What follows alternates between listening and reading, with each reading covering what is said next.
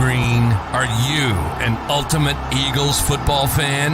Well, you're in the right place.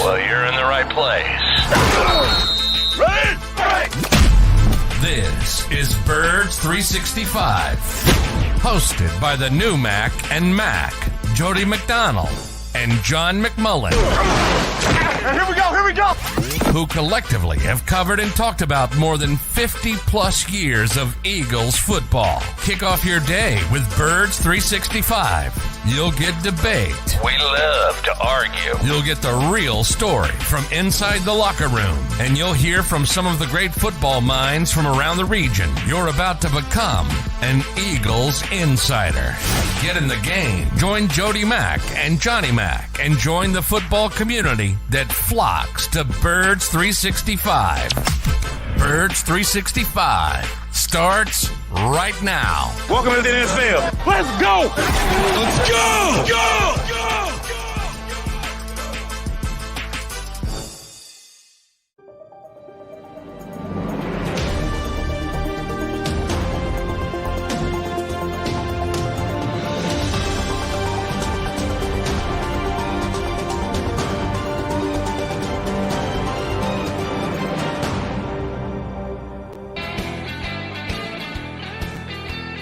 And a good Tuesday morning, Birds fans. Thanks for getting up early, streaming in with us here on Birds 365. You got Mac and Mac, McMullen and McDonald here with you.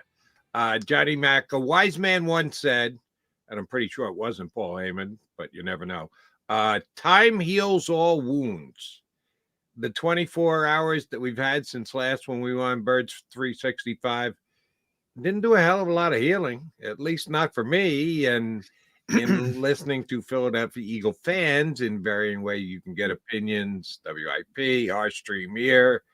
It doesn't seem like the healing is kicking in much here 24 hours after the fact. Still quite raw after the choke job that the Eagles put up against the Arizona Cardinals. When's the healing kick in, Johnny Mac? Yeah, they're upset. They're fired up. I'm healed, but yeah, I can't speak for everybody else. For you. Good for you. Yeah, it does.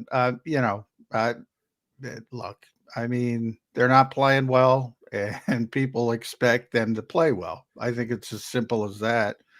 And it's getting to the point where, I thought it was funny that I got inundated after the final play in the Alabama-Michigan game about when did, Nick Saban hire Brian Johnson and all that kind of stuff. I mean, yeah, these people are angry and upset, and some of it's legitimate, some of it isn't.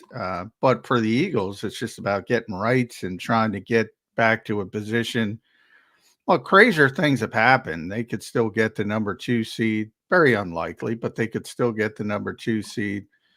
They still have a chance, even if they're the number 5 seed, to go on the road, get a win. Who knows? If you have some confidence, you can certainly go on the road and win a game. Doesn't look likely, but we just saw, Baltimore take care of San Francisco and things of that nature. So this is a crazy league, and everybody understands it's a week-to-week league. And at the same time, they'll say it's a week-to-week league, and then the next sentence would say, oh, they're done. They can never come back from a poor performance. Maybe they can't.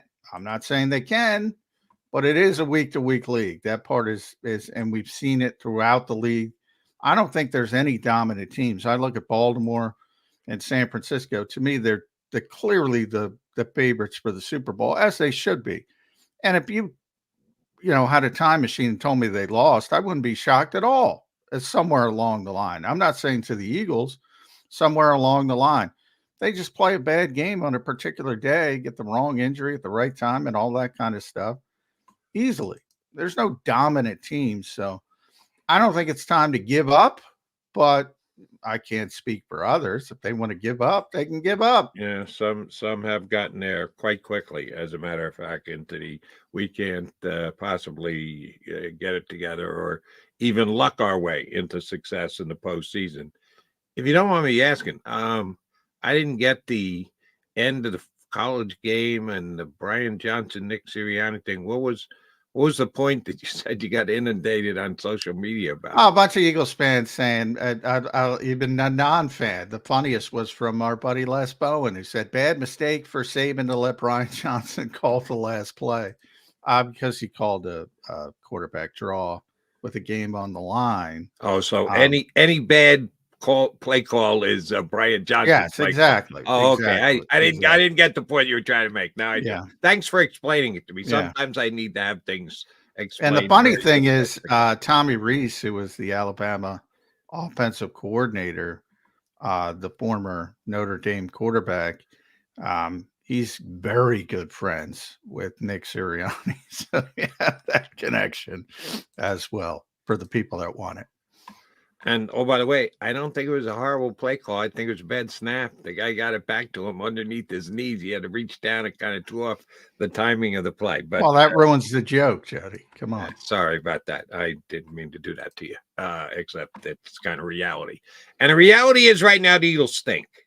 And the reality is Nick Sirianni needs to give answers. And he met with the media yesterday, and he didn't look like a guy who had answers, John. I didn't expect him to pull something brilliant from the ether and be able to lay out exactly what has transpired and how have the exact answer as to how to change it. But you'd like him to be able to give you at least something that you can sink your teeth into. You go, oh, okay, yeah, but I got none of that yesterday from him. Was there anything enlightening that you got from Sirianni day after? Oh, he kind of admitted he probably should have been a little bit more, a little less conservative after the Jordan Mailata penalty. They get the onside kick. They get a first down. Then Jordan Mailata sets them back with a holding penalty, and then they went quarterback run, and then they threw the bubble screen to Kenny Gainwell. After the game, he said, some convoluted, no, that's aggressive in its own way. And then yesterday kind of scaled back on that. So maybe realized, should have went and tried to win the game and still instead of played it safe. Other than that, Devontae Smith, good injury news. What could have been catastrophic seems like it's going to be short term. I wouldn't expect to see him this week, especially on that MetLife turf. But sounds like he should be back for the playoffs. And I don't want to think about this offense without Devontae Smith or AJ Brown because all of a sudden Julio Jones gets kicked up, Olamide Zaccheaus, and poor Jody's going to have to see some more Quest Watkins. Am I correct? Did Quest not get one snap on Sunday? Play. So he's officially benched. He had one snap the week before, so he's officially benched. And he should be from a performance standpoint. But obviously, if you don't have Devontae Smith, that changes. So that's some good news. As far as the game, I mean, they just played poorly. There's no way to spin that. They played poorly. They couldn't get off the field. I choked yesterday. We didn't get to meet the Arizona punter. We played Gillikin. It wasn't on the field. It's what was it? 4 consecutive touchdowns. Second half. It's just against that particular team. Understanding Jonathan Gannon knows the Eagles better than just about anyone. People have underrated him as a coach in this city. I don't think they'll realize that even at this point, but they have. Even if you throw all that in and acknowledge all that, the Eagles just played poorly. On defensively, it's their worst game of the year. Forget about San Francisco, Dallas. They played poorly, but those are good offenses. This is a bad offense with a couple good players. And it's their worst defensive performance. And offensively, they move the ball at times. But, again, you start seeing the same bog down, the same over-reliance on bubble screens, the same lack of blitz beaters, things like that. Same stuff. No sort of evolution that Nick Sirianni always talks about with his offense. That's my biggest concern with the offense. on paper still pretty good. They still move the football. So there were some good points offensively, but defensively, it was a train wreck. Red hot mess is another way to describe it. And I do not see any potential changes then or answers. Seth Joyner's not coming through that door anytime soon. Sorry to say, Eagle fans. All right, he's McMullen. I'm McDonald. We're going to get our first guest up early today. Rob Kuestner from NBC 10 is going to join us a little bit later. We'll have our buddy Jeff Mosher from inside the Birds to jump aboard. But we're going to get Rob up a little earlier than we usually punch up our first guests. So Rob Kuestner from NBC 10 up next here on Birds 365. Go to get your game on.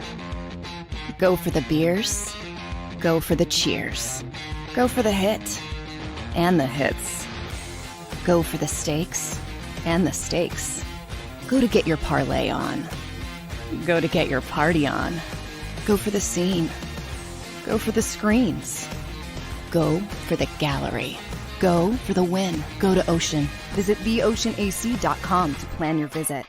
At Pond Lehocky, we've recovered billions of dollars for our clients, and we're confident we can do the same for you. With over 250 years of combined courtroom experience, we've helped over 100,000 injured clients obtain some of the largest settlements in Pennsylvania. One conversation is all it takes to help you and your family get back on track. If you've been injured in an accident, give Pond Lehocky a call.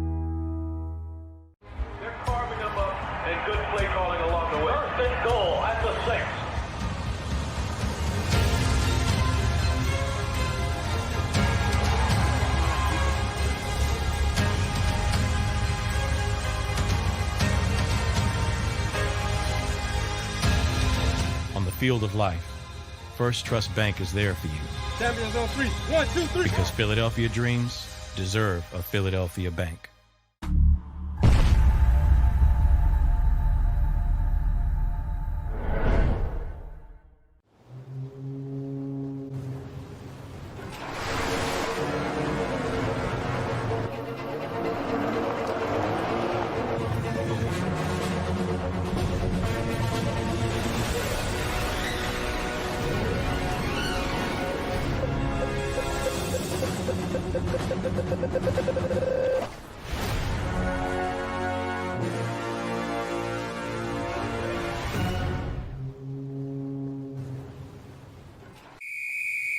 Underdog Fantasy has a way for you to play alongside your favorite football team all season long with their Fantasy Pick'em game. You pick between 2 to 5 players, select whether they'll go higher or lower on one of their stats, then do what you usually do on a Sunday, watch the games. You can win up to 20 times your money in a single game by going 5 for 5. It's a fantasy game, and the Sports Betting Show wants you to get involved. Go to UnderdogFantasy.com. When you sign up, use the promo code WIN, and Underdog will double your first deposit up to $100. That's UnderdogFantasy.com. Use the promo code WIN. Do you stream on a Roku, Fire Stick, Google TV, or Apple TV? Now you can watch 6ABC 24/7 with the 6ABC Philadelphia streaming app. And the big story on Action News? Search 6ABC Philadelphia and start streaming today. EAGLES, Eagles.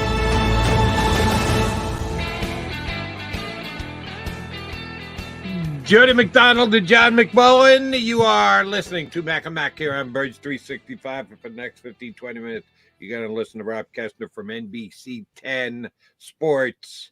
Rob, you look like a guy who's been through the wars before. Thanks, Jody. Oh, I don't quite know how to take that. Sure. Hey, you look better than us, Rob. You're talking to two other guys who have been through the wars. So we're bonding together over that. Do you remember it ever being this bad? With a team with this level of expectations? Because right now the Philadelphia Eagles are the most underachieving team in the National Football League. You ever remember it being this bad in Philly before? Nah, I don't. I mean, 94 coat height is the only comparison where you get off to a start like that. But you weren't coming off a Super Bowl. You didn't have the resume and the chops this team had. winning 2 playoff games the way they won them last year, putting up a fight the way they did against Kansas City, and then obviously a 10-1 start. No, I don't even see how there is any comparison in Eagle history. No. Yeah, it's amazing how quickly it's happened too, Rob. We had talked, all of us had talked, and you get to be in the locker room all the time as well. How strong the locker room was, how many great leaders they have on this particular team. And by the way, I still think that's true. But all of a sudden, you see some cracks there. Yeah. Most notably, AJ Brown. We're all trying to figure out what's going on there. He did say it's not about us, the reporters. He's had some issues in the past with social media and maybe needing to stay away from that. Other people have said it's the coaching. He's upset with the coaching. What do you think is going on in that locker room, Rob? Well, as it relates to AJ, I would lean the direction that you just finished with. And you guys were talking about it in the first segment, how Nick sort of backtracked and wished he had done it a little differently, or at least considered that he had done it a little differently. And part of that is get AJ Brown the ball in that spot. I mean, think about what got you into that spot in the field from the get-go. It was AJ Brown for 18 yards. I mean, and we're trying to look at a line of demarcation and where sort of everything kind of fell apart. Well, before the bye, AJ Brown was an MVP candidate. He wasn't just the best player on this team. He was one of the top 5 players in the league by statistical measure, by dominance on the field. I mean, geez, we could look back at the first half of games. Think about down in Washington. They're down 14-3 and look completely disinterested. And AJ Brown says, I'm the best player on the field, and it's over. And he's making one-handed catches, and he's down the sideline for another catch. He was phenomenal in that game. In fact, both Washington games. How you don't feed the best player on the team in that spot when you're leaking oil and your defense can't get a stop, especially when you have the first down, you're the 1st and 20 now, and you maybe the best play of the season was the 3rd and 20 conversion against the Giants. I mean, John, before, by the way. Yeah. Right. And so you're in a spot. How about you just throw it to 11 and let them go do something, Yeah. And he had reached that's interesting, Rob, because the dichotomy of that, you're coming off a game where you get a 3rd and 20, right, against the Giants. Here you're set back, but you had, I believe that was the first down. So you had it was 1st and 20. Yeah, Mailata takes the penalty, and then you get 20. quarterback sweep, bubble screen. There's not one shot play. There's not one attempt to convert it. And you proved you could convert it the week before. The first one is a design play, which stuns me. But the second one is an RPO, and I think that's a misread. Again, I don't like the call either, but I do think that's a little bit of a misread. I think Jalen's got to hand the ball off there. But either way, it's still 2nd and 20. And if it goes for what it looks like when I've rewatched the play, maybe it goes for 7 yards instead of -4. You know what I mean? So to not get AJ the ball there, I think he has a right to be frustrated. All right, couple things on that. And John and I started this conversation. I want to include you in it on too, Rob. First things on AJ Brown. He's number 5 in the National Football League in targets. Okay, so 5. There's 4 players in the NFL who have the ball thrown to him more than AJ Brown. So if AJ Brown is going to lose his mind because he's not getting the ball enough, you get it the 4th most, 5th most in the NFL, AJ. It's not like they've forgotten about you. You get the ball plenty. One play is going to make you lose your mind. Shame on AJ Brown. Number 2, on that final series before they kicked the field goal to give them the lead, and then, of course, Cardinals march it down and score. Here was something that really got me thinking last week when Brian Johnson was talking to you guys about the whole run the football thing, run the ball, the chant in the stadium. And he came out and said, you guys realize that most of our plays are decisions within the play as to whether we're going to run the ball or throw the ball. That every single play has options off it as to what's going to actually transpire, which basically comes out and says it's the quarterback's choice. That RPOs, and if he goes to the line and sees something, he can adjust and change the play.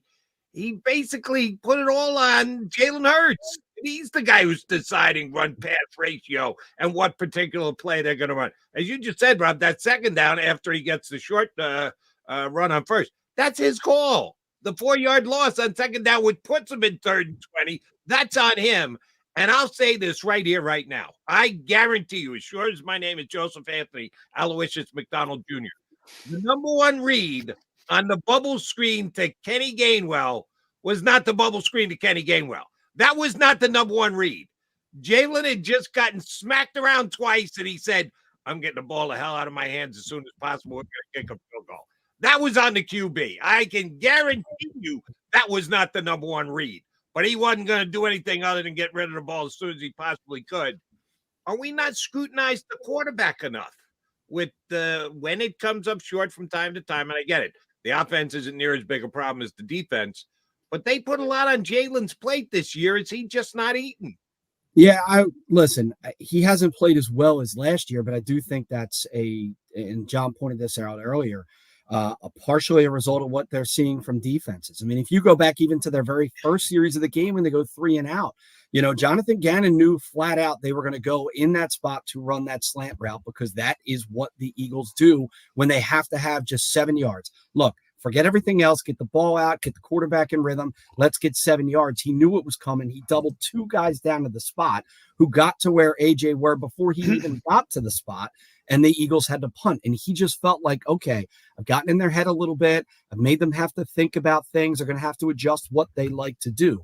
So back to the situation you're referring to, sure, I think that there's something to be said for that.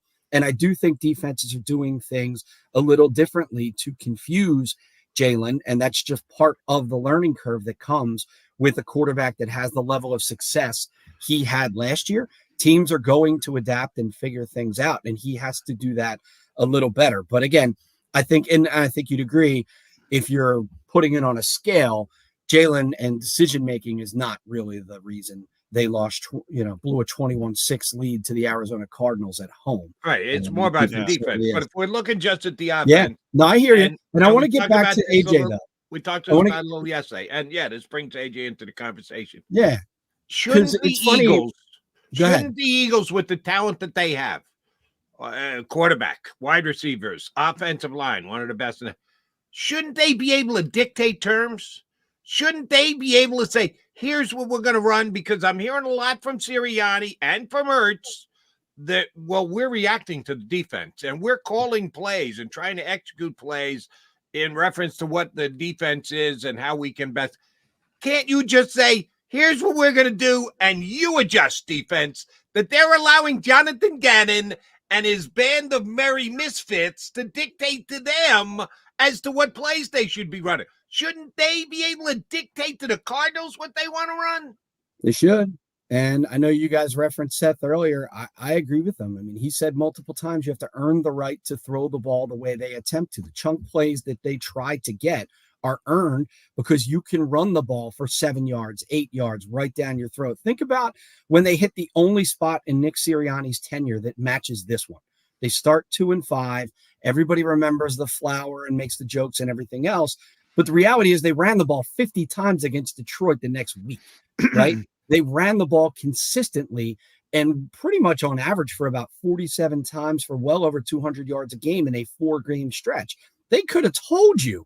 I mean, you talk about the Michigan game, it could have been sign stealing. It doesn't matter. Yeah. Here it comes. Stop it, because you're not going to. That's what the old Cowboys did. The Jimmy Johnson Cowboys. Yes, I just wonder where that is. I would like to see that more often. I'd like to see more of the power run game. I know Brian Baldinger talks about it. Certainly Seth talks about it. I agree with them. I'd like you to just say, I've got Jordan Mailata, I've got Landon Dickerson, and I've got one of the most smart and athletic centers of all time in Jason Kelsey.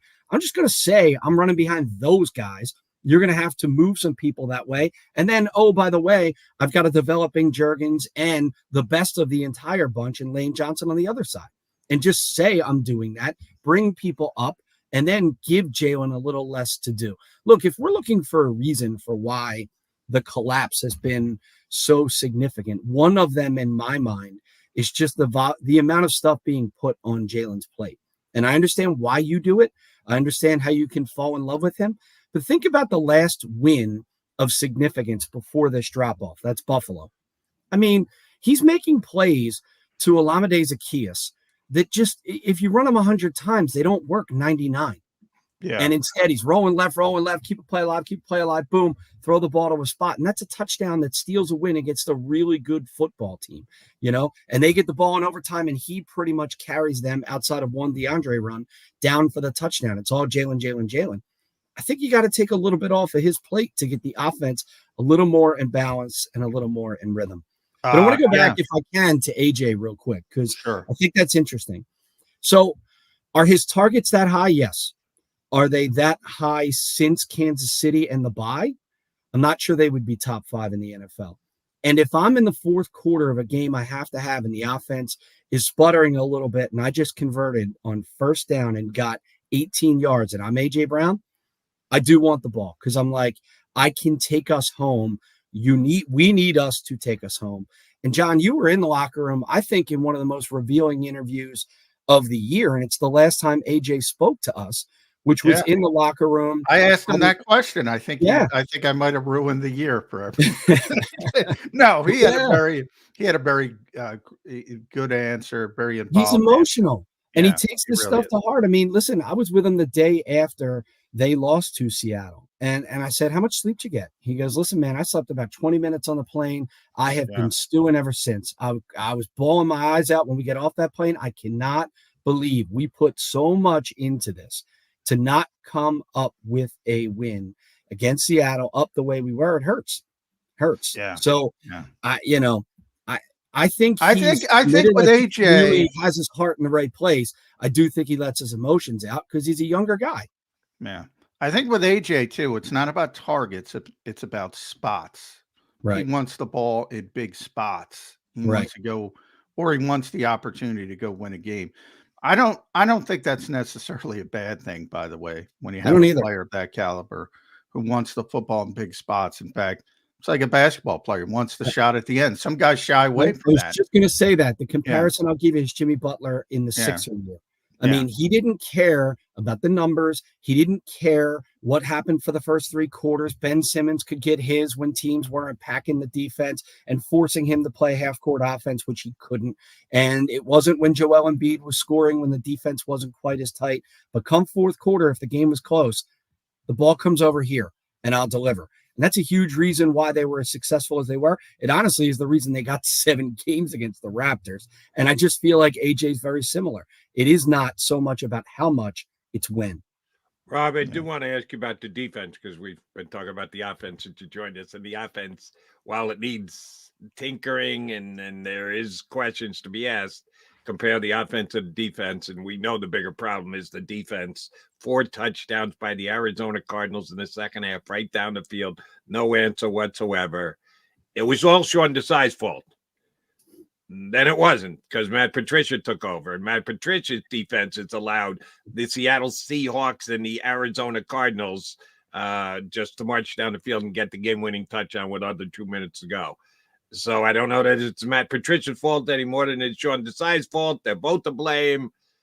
When do we look at the players on this defense and go, the organization, a.k.a. Howie Roseman, just didn't give enough bullets for the gun? This defense doesn't have enough talent. No, they've had some injuries, and you have to factor that in when you're evaluating it. But even with this defense isn't good enough. The players that are here that are supposed to be really good haven't been this year. Is it defensive issues, and they're major, more on the players than the coaching in your mind? Well, it's the players for me, and I think it's proven because you've had 2 different coordinators or play callers, and the results have been the same. Having said that, it's funny you guys were talking about the Michigan game last night. I got a lot of Jesse Minter talk on my timeline. Oh, yeah, Jesse there was Minter, a ton of, Jesse's running the defense that the NFL loves and all that kind of stuff. But look, if we're going to lay it out. By the way, he interviewed for the job at the Eagles DC. He did. He may be interviewing again. He might be back. But look, if we're laying it out and saying who's the most disappointing collection of folks, to me, it's a defensive line. I mean, they got pushed around. They were out of their spots. They were manhandled on Sunday by a 3-win Arizona team at home. And look, we can all talk about the linebackers and how they're not making plays and the secondary has holes in it. And all of that is accurate and fair. But those position groups don't have the amount of resources the D-line does in terms of finance, in terms of draft capital. It just doesn't. And to see them come up as small as they did on Sunday and have no answer, even on that last drive. Okay, we just went through every aspect of the Eagles drive, but they do kick a field goal. If you just bow up in that spot and say they're not going to run the ball and we are going to force that wide receiving core to get down the field and score 7, I think it's a different game, and they weren't capable. I mean, even in a spot where you knew it was coming, they couldn't stop it. And to me, that's the biggest disappointment. And, we talk about it a lot. Fletcher Cox for most of the year of the collection, I think has been the best. And that's not great. He was supposed to be at this point, not BG level rotational player, but a rotational guy, a guy that, man, if you could bring him off the bench with all of his smarts and natural ability in smaller spaces, think about what kind of productivity you would get from him. That's just not happening right now. He's playing a lot, and it's showing in my mind. R. Kuestner, NBC 10. Make sure you follow Rob on X, formerly known as Twitter. Does a tremendous job. NBCPhiladelphia.com, special projects producer, does all the good stuff you see over at NBC 10 when it comes not just to the Eagles, but other sports as well. Rob, I know you got to go for daddy duty. We're back in school over here in Jersey, John. You know what I mean? We're back. I know how it goes. Real quick, coaching versus personnel. You kind of alluded to it there. Defensively, it's obviously the personnel more than the coaching. No, I'm not trying to defend Sean Desai, Matt Patricia, but you can roll anybody in here. Jesse Minner, Rob Kuestner, Jody Mack. This ain't going to be a great defense. Offensively, Brian Johnson's getting a lot of heat.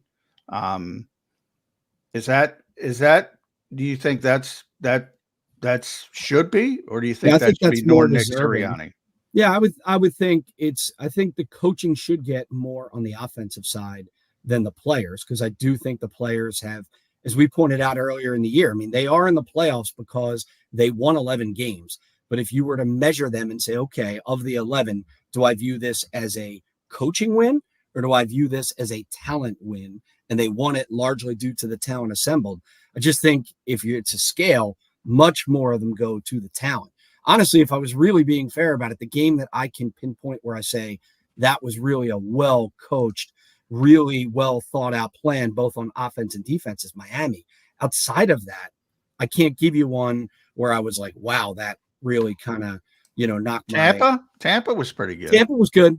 That's right. And especially on defense, to be fair, against Tampa. And they may need to dip back into that because they might be seeing Tampa again here. But, we're talking about it. So that's what, 9-2?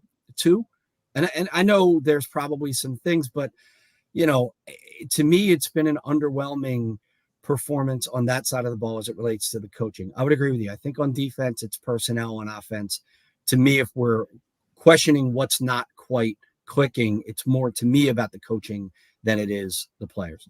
Rob, great stuff. We appreciate you jumping in with us, giving a couple of minutes. You guys got it. Get the kids off the bed. Off the bed, they wish. They got to go to school. Yeah, I meant to school. That's right. No, put them back to bed. Don't sweat it. Yeah. Get on with the rest of your day. Rob, good stuff. Thanks much for Rob. hopping up. All right. See you. Our pleasure. From NBC 10, Rob Kuestner here with us on Birds 365. All right, Johnny Mac, when we come back, I'm a Jalen Hurts fan. You and I are both big Jalen Hurts fans, and I go back to the night that the Eagles selected Jalen Hurts. I was one of the few, the proud, that actually said, hey, I really like that pick for the Eagles. Most people were, what the F is Howie Roseman doing taking a backup quarterback? So I've been on the Jalen side from minute one when he became a Philadelphia Eagle. I think we got a Jalen problem. I do. And I know that the defense is the bigger problem on this team overall, but this season's going to be what it's going to be. You beat the Giants, lose the Giants, win their first playoff game, lose their first playoff game. They get back to the Super Bowl. It'll be one of the greatest turnarounds in the history of football, not banking on it. But then there's going to be 2024 and 25 and 26. I got a Jalen issue I got to bring up. We'll do that when we come back. He's McMullen. I'm McDonald. Mac and Mac here on Birds 365.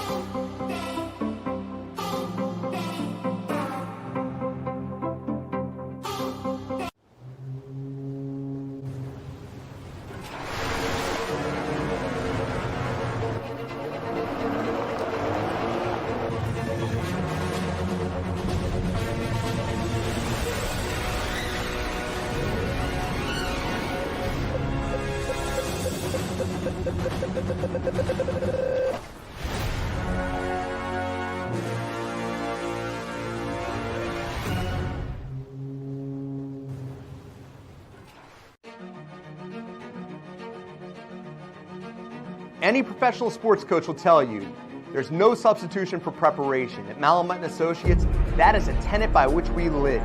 We prepare from day one for victory. Anything less is not acceptable. Go passionately. Go fearlessly. Go confidently. Go Birds! Go confidently towards your goals with First Trust, Philly's hometown bank for nearly 90 years, and the official bank of the Philadelphia Eagles. We're focused on getting you over the goal line. So go with conviction, go with trust, Go Birds! and go forward with us by your side. First Trust Bank, the official bank of Philadelphia dreams. Oh, and go Birds.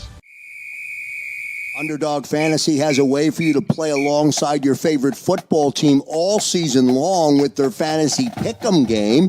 You pick between 2 to 5 players, select whether they'll go higher or lower on one of their stats, then do what you usually do on a Sunday. Watch the games. You can win up to 20 times your money in a single game by going 5 for 5. It's a fantasy game, and the Sports Betting Show wants you to get involved. Go to UnderdogFantasy.com. When you sign up, use the promo code WIN, and Underdog will double your first deposit up to $100. That's UnderdogFantasy.com. Use the promo code WIN.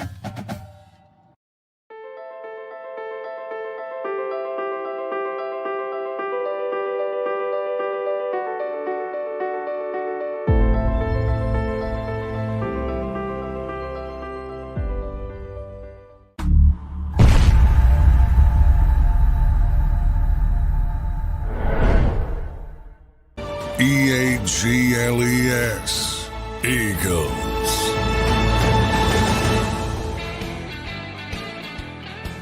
McMullen and McDonald, your Mac and Mac guys here on Birds 365. Coming up next hour, Jeff Mosher from InsideTheBirds.com is going to hop on with us. We thank Rob Kuestner for coming on with us from NBC 10. One of the things I brought up with Rob, and I want to dive even further with you, Johnny Mac, is the Eagles play calling. Some people are just flat out killing Brian Johnson. And if they're going to call for Matt Patricia's head and Sean Dye and Nick Sirianni's head, well, of course, Brian Johnson's going right along with him. That people are questioning whether he was the right choice. Was he the choice just because he's got a relationship with Jalen? And or is this just Nick Sirianni's offense? Because Nick is taking the blame, at least verbally, saying, listen, don't be getting on a play call, get on me. This is my offense. It's all about me. It's my offense, which he's dying on his sword, which I think is admirable. Might not help him keep his job, but it's admirable. And here's what I think nobody talks about, that so many of the Eagle plays are decisions made in the split second by their still very young and wet behind the ears quarterback. That I think you brought him up a couple of shows ago, last week maybe it was, that Peyton Manning was a kind of guy who would just basically call the game himself. Yeah, he never had the title, but the offensive coordinator of a lot of those Peyton Manning teams was Peyton Manning. That lay out all these plays, design all these plays, and then Peyton's going to decide what the hell you're going to run in the moment. The whole conservative nature of that last drive. Do you really think Nick Sirianni in the moment has the time to change the play? The Brian Johnson calls the play, and the Knicks are going to go, whoa, no, here's what we're running. The clock is ticking. They're on the clock. The play clock is ticking. He's 40 not seconds. changing that. Yeah, 40 seconds. In 40 seconds. And you get cut off at 15. Remember, you get cut off. Johnson's going to start the call. Nick's going to go, no. And then he's going to call in the play. No, that's not happening. So Johnson is calling the plays, but then they get to the line of scrimmage, and Jalen decides that, as Johnson said, I was watching, you were there, that most of their plays, and it all had to do with the argument of run the ball, because people didn't like the Eagles' run-pass ratio, that he defended the Eagles by saying, well, when we send in the play and come to the line, it could be a run or it could be a pass. So on any given play that Jalen decides it's going to be a pass, we on the coaching staff are going to go, yeah, but it could have been a run. The only thing that matters is what actually ends up happening, but they want to hide behind, it could have just as easily been a run. The guy who seems to be making the call is Jalen Hurts. So if you've got issues with the play calling for the Philadelphia Eagles, maybe you're misdirecting your criticism of Brian Johnson, and you should be directing it to the guy who's actually deciding on these multi-option plays, these RPOs, when it's the quarterback's decision that Jalen's coming up with the decisions as to what to do with the ball. Yeah, well, every RPO, it's a decision. You're reading one player, basically, and whether he crashes down, you keep it, you pull it. If he doesn't, you give it to the running back. I mean, that's about reading a particular player. Very collegey-like, very simple. So that I would say two things. Yes, when people, me with play calling, people don't judge play calls; they judge play results. Sure. When you talk about, and I always bring up Peyton Manning for a reason. Jalen Hurts isn't being asked to do what Peyton Manning was doing. So I mean, basically, all of these modern offenses have, a run pass option built into the play. So basically, you get up to the line of scrimmage, or in the case of the Eagles, they're usually in the gun. If they are under center, it's probably going to be a tush push.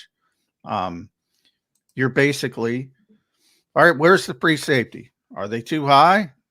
What's going on? Where's the Mike linebacker? If he's doing this, you do this. If he's doing this, you do this. That's it. It's not. So it's built in. That's number one. The second part would be on the play calling itself and the 40-second clock. And, that stuff, and Nick has emphasized this week after week for years. And he says it doesn't matter if it's Shane Steichen, Brian Johnson, or somebody in the future. It's always going to be his offense. It's not going to be changed that much. And that's why I blame more on Nick Sirianni, because that big cheesecake menu, that's what it is. Every situation's laid out. That's what they're doing during the week to prep. So you have a feel, and Shane's probably a little bit better than Brian at that. I thought Shane was really good when it came to feel and setting people up and callback, like that. But all of this stuff is laid out. It's not like he's going rogue and saying, they have third and short situations, third and mid-range, third and longs. You got a whole menu, and there's a certain number of plays that you can pick from and call from. And that's all approved by Nick Sirianni during the week. And that's why, and it's not like Nick runs from that. In fact, he tries to double down and explain it to people. And it's partially about protecting the offensive coordinator, and I always know, Nick's not one to always tell you the truth, but he's telling you the truth there. I mean, It's his offense and stuff that he wants. Now, if it's a timeout and you have some extra time, he might say, look, run this. The moment, there's just not time. And one of the big things of and that's why, I don't think he was particularly great at game management against Arizona. And that's why he gave up play calling. You get better at that. So he deserves criticism there as well. But yeah, what didn't you like about his game management on so, Sunday? Well, the point of having no timeouts, the wasting, Jackson Hole running on the field, not knowing, that's all on the head coach, and he took credit for it. They had no timeouts. Arizona had all their stinking timeouts. So there were some issues there. There were some issues with guys getting on the field. All these moving parts, by the way, on defense. We'll get back to the defense. I've said that before. That's got to stop. We're in week 18. That's got to stop. You got to play who your best player is. Say, who is that? I don't know. You could argue, it should be Shaq Leonard or Nick Morrow when Zach Cunningham gets back, or it should be Kaylee Ringo or Eli Ricks, or it should be Sidney Brown or Avonte Matt, whatever. But pick somebody and stop with this constant shuffling of deck chairs. Offensively, again, you're going back and forth. Again, that one instance where they had to burn a timeout because they didn't have the right personnel on the field. Well, whose fault is that? You're the game manager. Who else am I going to blame? So I think he deserves some criticism for that. But to your original point, yeah, Jalen Hurts isn't being asked to do what Peyton Manning was asked to do. Let me clarify. Do you think Jalen Hurts is being asked to do as much or more as other quarterbacks? I brought Peyton up to make a point that he was an actual offensive coordinator. The fact that he isn't an offensive coordinator for some team in the National Football League today is probably unfortunate. He could be great at it. He ran the offenses they team did. I don't want to compare Jalen Hurts to Peyton Manning. I want to compare Jalen Hurts to Josh Allen and Dak Prescott and Brock Purdy and the guys that he's got to play in, week out. Is he asked to make more split-second decisions, in-the-moment decisions than they are? Not you don't somebody, think so? Not somebody like Dak Prescott, not somebody like Lamar Jackson, not somebody maybe he's asked to do less than Brock Purdy because of the offense. That's because of the offense. Brock's probably asked to do a little bit more, and that's been one of his strengths as a young quarterback. Typically, young quarterbacks can't handle that stuff. But that's because, you have basically two offenses in the NFL. You have the Shanahan offense, the Shanahan-Kubiak offense, and you have, the new age college RPO offense. And I'm boiling it down a little bit. There's some different, I shouldn't, people take me, sometimes there's hyperbole, not a lot of different offenses. There's not a lot of West Coast stuff going on. There's not a lot of complicated offense going. That delves into practice time and things like that. And we've talked about that ad nauseum. There's not enough time to prepare. So what do? You simplify things. And even the Shanahan stuff has been simplified over the years compared to what it was back in the day with Mike Shanahan. But still, there's a lot of play action stuff. There's a lot of moving parts. But even Sean McVay has turned it. I mean, when Sean McVay had Jared Goff, it was a joke that, he was the first one who would take all the way to the 15 seconds, Sean McVay, and just be in Jared Goff's ear the entire time. And sort of like, if you watch a college game, you go to the line of scrimmage and you'll see the quarterback step back, look to the sideline. They tell him what to do because they're reading the defense on the sideline and they run the play. You can't do that in the NFL level, but you can get to that 15-second mark. Kevin O'Connell did it with Josh Dobbs this year. It was a big story. Took him right up to that 15 seconds. I don't know if that's a good thing. I would argue it's a bad thing. You go back to the days of, the legendary days where quarterbacks were with the team for a decade, the Bradshaws, the Staubachs, the Kenny Stablers, the Tarkentons, all those guys, they called the whole game at the line of scrimmage, the whole stinking game, the whole game. But there was a lot of practice time. There was a lot of continuity. There was before free agency. You got to group together for a long period of time. Now you just don't have that time. So everything's kind of simplified. And basically, all Jalen Hurts can kill from run to pass, same with Carson Wentz, or vice versa. But that's a pretty big difference. I would not use the word all in that sentence. All he can do is, that's a big deal. When you decide whether it's going to be a run or a pass, when you make that decision going one over the other, that's pretty damn big. Not just run or pass. But what I'm saying is every other quarterback with some experience has the same autonomy. Not some of the younger guys, not the guys stepping in for 1 week in the Tommy DeVitos of the world, and those types. But everybody of any import, Dak Prescott, has the same responsibilities that Jalen has. And I know Rob went back to 2021, and yeah, that was one of the issues. He wasn't ready for it at that point, and they scaled back, and they went on that, where they were just running the football, and they ran it very effectively. And I know Philadelphia likes that. That's all they ever want to do. But I always, when it comes to that, you know what I say, Jody, follow the money. And then you got to deal with an owner. It's like, what the hell are you doing?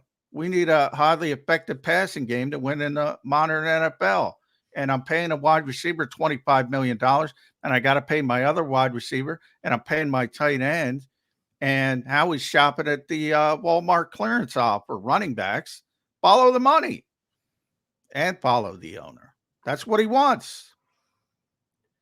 I know that Jeff Lurie has an affinity for the passing game.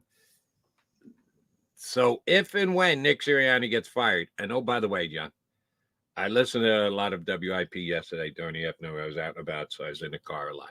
And then I did my own show last night from 10 to 2. The hue and cry for Sirianni to be fired, you and I brought this up yesterday. I said, I'll admit that the chance of Nick Sirianni being told he's no longer the Eagles coach at the end of the year was not zero, that I had kicked it up to about 5% chance that he could get fired. Now, got a game left in the regular season, got a playoff game. Oh, that number can increase. How they play, certainly the results of those games can move that needle for sure. But I was at 5% yesterday, and I'm still at 5% today. I haven't changed my mind, but the hue and cry for Sirianni to be given his walking papers because they've hit this unbelievable losing streak really surprised me. I guess I shouldn't be, because I've been doing sports talk in Philadelphia for 35 years, and overreaction is part of the culture in this town. But there are people that want him fired before they go on the turnpike, before they get on 95.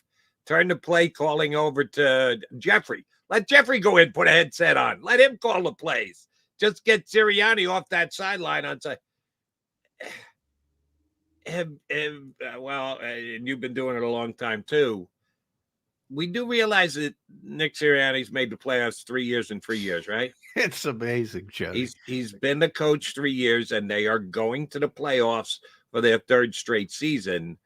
The immediate, the way that people can narrow focus to only the thing that happened last, which was a choke job against the Arizona Cardinals. Does everything Sirianni did to that point just get wiped away? Evidently. I mean, I should have learned from Doug Peterson. I thought, I joked, I thought he'd have a lifetime dispensation card for finally getting this team a Super Bowl championship. Nick Sirianni, went 14-1 with Jalen Hurts as a starting quarterback last season, 10-1 this season before the hiccup here. This organization has never done that before. They've been around since 1933. They've never had a stretch of that level of success. Put any context you want on it. Never. Zero. Never happened before. It's like it never existed. Got to give them a little bit of rope. I think it's fine to criticize them. I think that I have kind of two scales when it comes to firing Nick Sirianni, and I'm with you. It was at 0%, obviously at 10-1. Now I can't say it's at 0%. However, I think the small percentage, whether it's 10%, wherever you want to go, has to do with how Nick handles the instructions from those above him. In other words, if he balks at Jeffrey and Howie saying, hey, we're going to gut this whole defensive coaching staff, and I don't know if they're going to do that, but I could certainly see them doing that, and we're going to hire this guy, and you better be okay with it. I think that's where that 10% lies. I don't think he's in danger of being fired by Jeffrey Lurie or Howie Roseman just for the lack of performance. I think he gets a little bit of rope, and then the clock starts next year. The clock starts. So I think from their perspective, they're not thinking about firing him. They're thinking about making changes, I'm sure, if things don't go the way it is. But yeah, the fan base and how quickly they've turned on him, I guess it shouldn't surprise me, but it always does. I can't, they wanted him out on a rail, as Rob pointed out, at 2-5 with the flowers and all that. They wanted him out. You don't have to go that far. They wanted him out the day he was hired with his press conference when he kind of muttered through it and didn't have answers. Can we pull the contract? Can we get out of it right now? Can we get somebody else? So yeah, they're always ready to fire coaches. Yeah, which I shouldn't. That's I'm always surprised by it. I guess I shouldn't be, because it especially longer term fans who've been through the ringer, and know that, hey, 14-1 and 10-1 isn't normal. Now you're living a little bit like everybody else in the NFL, which has ups and downs and things like that. I shouldn't be surprised, but I am surprised. Yes, I am surprised how many fans want him fired. Let me run this by you, because this really did. Talk about being surprised. I was surprised. I wasn't shocked, but I was a little surprised with the volume of people that were ready to give Nick Sirianni his walking papers. But something that surprised me even more was, I give credit to the two people that I'm referencing who I spoke to yesterday, because at least they had an answer to a specific question. Like I said, I started doing sports talk 35 years ago, and I've been holding people to this. When it gets to a fevered pitch, I certainly put this and as a qualifier. If you're going to ask for somebody's job, you're going to fire somebody, you're going to tell them you're not good enough at what you do, leave. Okay, that's on you, John Q. Public. But then tell me, what do you do from there? If you're going to tell Howie Roseman, Jeff Lurie, you need to get rid of this guy, then who are you suggesting they replace him with?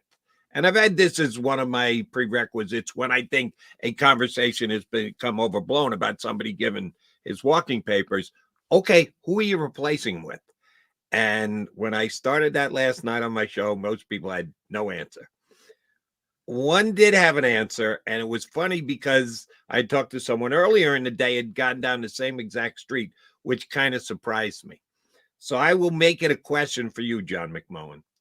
For the 2024, 25, 26 season, let's only go 3 years out, okay? But picking up with next year for the next 3 years, who would you rather have coaching the Philadelphia Eagles, Nick Sirianni or Bill Belichick? Well, in that sense, I think Bill's the best coach ever. So I would take Bill Belichick, but I would take Bill Belichick over anybody. Then this may come as a surprise to you. I'll take Nick Sirianni. Yeah. I don't. We've all seen that if I need to trot out the numbers for you, I will. Nick Sirianni's 3-year record and Bill Belichick's 3-year record. It's not close. Sirianni laps over him.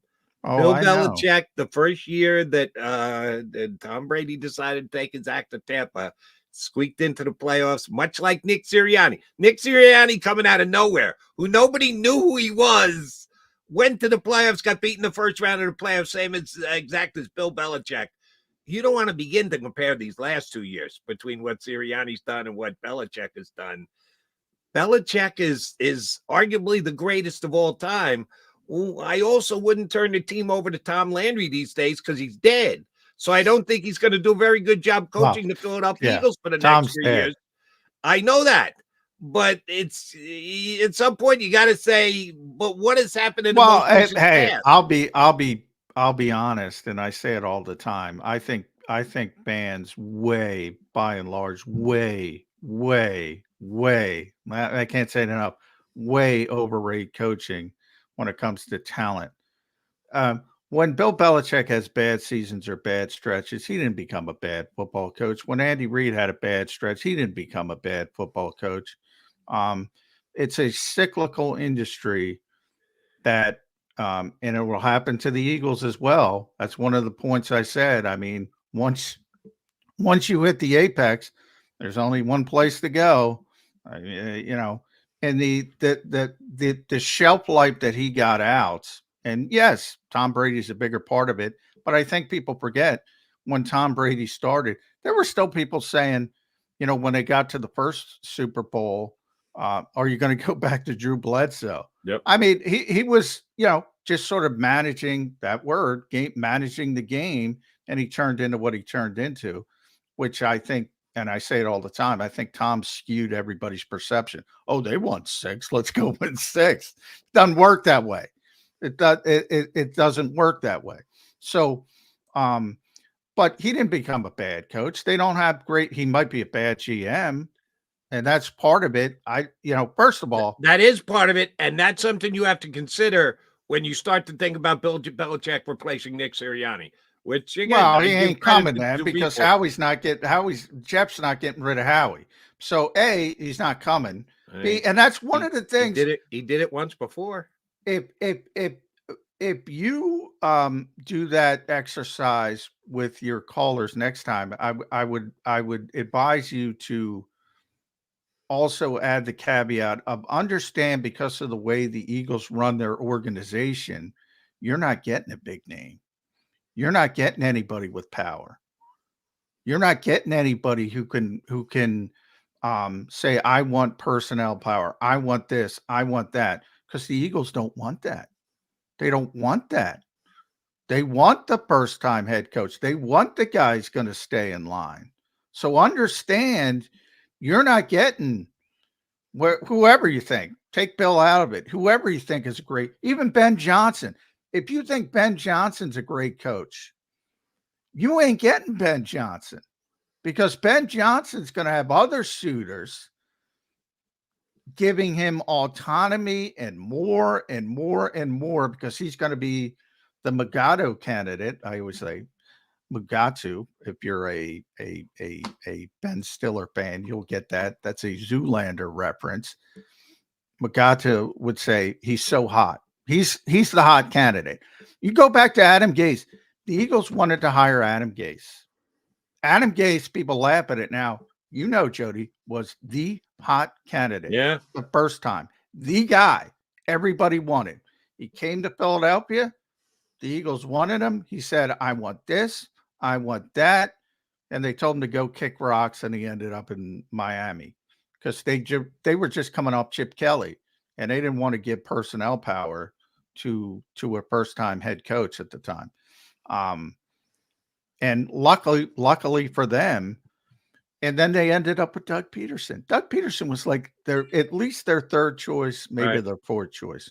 And this time with Nick Sirianni, they don't want a big time guy who's going to come in and say, I need this, I need that, I want this, I want that. They want somebody who's going to sit and take orders and go along to get along. And ultimately, that's going to end. It ended with Doug Peterson. It's going to end with Nick Sirianni. And that's when Nick Sirianni's shelf life will end in Philadelphia. When is that coming? Might come this offseason. Could. All right. But let me, and just know full well I'm playing devil's advocate because I was arguing the same side as you last night. But my caller did at least one smart thing in making his argument for Belichick.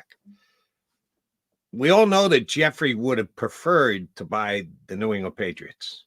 That's his team. That's where he grew up. That's where his home was. But the New England Patriots were not for sale. So let me do the next best thing, buy a National Football League team. And he's been here for decades now in Philadelphia. I'm not questioning Jeffrey's commitment to either the team or the town. He's proven himself over. But his first love was the Patriots. That's Bill Belichick we're talking about. That's the Patriots head coach. That's the guy who's won 6 Super Bowls in New England. Is there at least a chance that they would go, not they, would be Jeff just all by himself because you're not going to consult Howie on this one, that he says, but I can take Bill Belichick from the New England Patriots and I can get Bill Belichick to get the all-time most wins in the history of the National Football League for a coach, and he can do it on the Philadelphia Eagles sidelines. Can I compromise my own desires to be dictating things in my organization and turn it over to the greatest of all time? Is there at least not an argument to be made about that? No. Okay. I mean, hey, remember, whomever gets Bill Belichick, the Patriots are probably going to be smart enough to trade him, not fire him. So you're going to be talking about significant draft capital as well. You'll have to give up. Now, if Bill wanted to come in and just coach, would he want to do that? Jeffrey believes his greatest mistake was, doing what he did to Howie. And he's right. That was his great. People talk about the gold standard or bullshit things he said, and he said a bunch of bullshit things over the years. Who cares? People say stupid stuff all the time. Hold on. I got to jump in with a point. Does Howie have a contract for life? You said you thought Doug Peterson got one after he won the Super Bowl. No, not for life. The same? Not for life, because Jeffrey's 70, 71 years old. I don't know what Julian wants. Will he be bestowing his feelings about Howie on his predecessor? Expect his predecessor, Julian, to hold up his end of the bargain. I'm sure he has expressed that to Julian, but Jeffrey's 72. I just checked. He's 72 years old. Now, hopefully he's around for a very long time. But if Julian takes over, when he takes over, I have no idea what he likes, what he wants. Could be completely different. Doesn't matter what Jeffrey tells him. You've seen kids take over other organizations, other sports. Sometimes they want to rebel, whatever. They want to go in a different direction. Everybody's their own person. Jeffrey Lurie's not getting rid of Howie Roseman. Could somebody else get rid of Howie Roseman? Sure. And the only other person, not lifetime, but if we extend Jeffrey's shelf life as owner of the Eagles to 82, Howie's guaranteed to be the general manager for the next 10 years? I believe so, yeah. Now, if you go, if you're going 1-16, I mean, everything's reevaluated. But he's very safe, is how I would describe it. And by the way, he's another guy who I think maybe it's just because I couldn't believe the level of Sirianni must go conversation elevated as quickly as it did. You want to know something? We'll turn around and make it a question to you. Right here, right now, knowing that it can change again with how the last 2 games go, whatever. From the day after the Eagles came back and had to realize they weren't going to have a parade and how he had to turn the page and get back to work, what kind of grade do you give Howie Roseman for the roster that he's put together here on January 2nd, from the day after the Super Bowl ended to today? What kind of grade would you give Howie?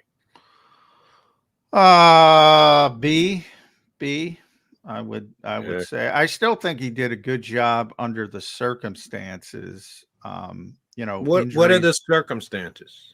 Where he was from a cap standpoint, understanding he had to give up some good players. He knew that was always going to happen. But isn't that your job every year? It is. And Howie's been in a position for as many years as he has. So their cap situation was Howie's situation. He negotiated, worked his way. Sure, but there's windows. You're different when there's a window to win than you are when there isn't a window to win. And he handles those windows in and out as he did at the end of the Peterson era when the window wasn't open. Have a different philosophy than when the window's open. I think he handles that kind of thing better than anybody else. And part of that is just experience. Nobody else gets the experience because they all get fired. I say it all the time. That's one of the luxuries of Howie Roseman. Howie wasn't a great GM when he was a young GM. He learned. He learned through mistakes. And now he's a great GM. But even that, I've been saying it for years. You know that, Jody. He's a top 5 GM in the NFL. And people used to kill me for it. And now that everybody's saying he can't make a mistake. Oh, he makes mistakes all the time. Where's all this bullshit, me with this Fangio stuff? You know where it's coming from. Let's be honest. You know where it's coming from. Get over it. Turn the page. The timing didn't work out. Why is this organization so obsessed with a guy giving up 56 stinking points? Get over it. All right. Get over it and turn the stinking page. But you did the same. I said this yesterday on the show, Jody. You did the same thing to the Colts with Nick Sirianni. It was so late in the process. They were like, oh, we're fine. We're going to move forward with our offensive coordinator that we like a whole heck of a lot. And all of a sudden the Eagles come in and say, you know what? I don't like what's going on. Let's interview Nick Sirianni. They get to be a head coach. Are you going to say, woe is me, the Colts? They probably did. They probably said behind the scenes, but they don't obsess over it for 12 months. That's what the NFL is. You lose guys if you're successful. Nobody knows that better than Howie because he's lost so many front office people as well. And this constant wringing of the hands. Oh, if only we had this, if only we had this. You'd still stink on defense because you don't have the personnel. Yeah, and see, that's on Howie. John, you just completely lost me. I don't know how we got from how would you grade Howie's season to Fangio. I went right over my head, so I'll re-ask the question. I'm saying everybody, there was a stage where everybody hated Howie, and then he could not make a mistake. And I said, oh, he makes mistakes all the time. He's just better than his peers. And I was given an example of a mistake. This team didn't handle losing Jonathan Gannon well. They continue to not handle losing Jonathan Gannon well. That's an example of a mistake. The personnel part of it, yeah, there's a ton of mistakes. Now, look, injuries are injuries, but everybody has injuries. You can go through every single team, and they all have injuries. Some persevere better than others. The Eagles have persevered better at better times than others. This year, they haven't persevered, but overall, when compared against the other GMs, and that's all you can do, he's top 5, and he remains top 5. Yeah, I don't think he's top 5 this year. If you can wipe the slate clean to start a new year, all 32 general manager slates are wiped clean on February 3rd, 4th, 5th, whatever the day after the Super Bowl is. And now you've got to go back. Now, a lot of decisions have been made, work has been done leading up to that point. So it's kind of difficult to do to wipe the slate clean, but you are where you are when you start the next season and you start your roster construction. I don't think his roster construction is top 5 general manager work in this league. Do you? this Yeah, season, I this do. season, I still do. from February 5th on. What are the no questions asked, hit it out of the park home runs Howie Roseman had as far as roster moves go this offseason? Well, I thought he did a tremendous job manipulating to get Jalen Carter, number one. I mean, just because he's hit a bit of a rookie wall, that doesn't change my thought process on him long term. I think as a whole, I think the draft has some valuable pieces, potential developmental pieces. You know, people are so quick to write off players. Even look at Kaylee Ringo. Everybody's writing off Kaylee Ringo, and all of a sudden he finally gets on the field due to injury to Darius Slay, and he looks pretty good for a rookie. Didn't look good on Sunday. Well, for a rookie. Have you seen some other rookie court? You could see the upside, is what I'm trying to say. You know, is a fourth round pick supposed to step in and be Patrick Surtain? First round pick is, and then I get diddly squat out of Nolan Smith. Well, you'd like to get more in the short term. Are you going to give up Nolan Smith long term? Are you going to give up on him? I'm not. But it's not a trot around the bases homer. If we're talking about paying dividends, it hadn't happened for the Eagles in their draft this year. Yeah, well, I think and as good as Carter is, he's dropped off precipitously here in the second half. Am I with you? Do I think he's going to be a dynamite player for the next 3, 4, 5 years? Yeah, I do. But he is. People handed him the Defensive Rookie of the Year award after 7 games in a 17-game season. Well, and that's, you know, I can't control other people, but I think John McMullen was one of them. Well, you know me, I don't care about personal awards. I think he's the best. I still think he's the best defensive rookie in the NFL overall.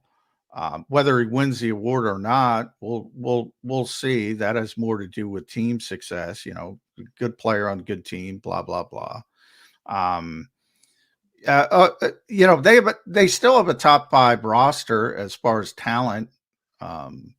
So I don't know how you can say, you know, he did a bad job when he had to sort of reshape things with the quarterback getting paid.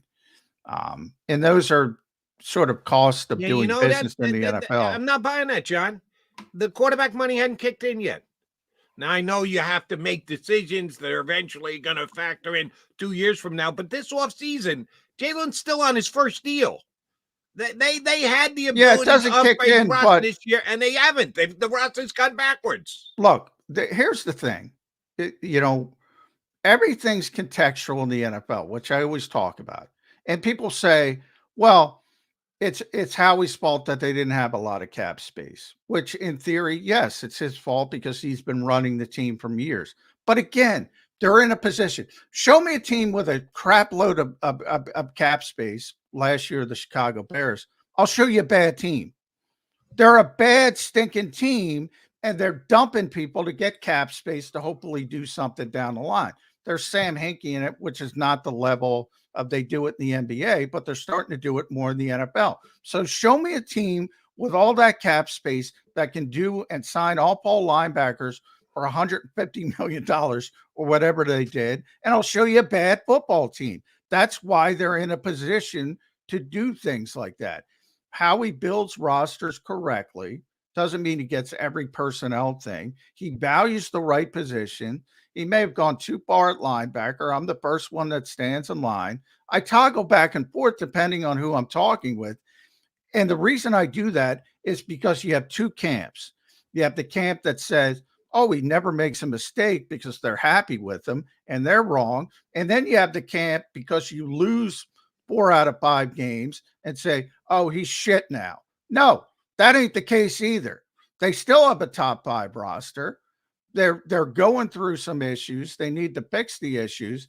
And there is plenty of problems with Howie Roseman, how they handle the coaching staff.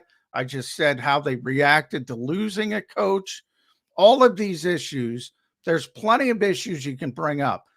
But when you compare him to his peers, he is better than the vast majority of NFL GMs in this league.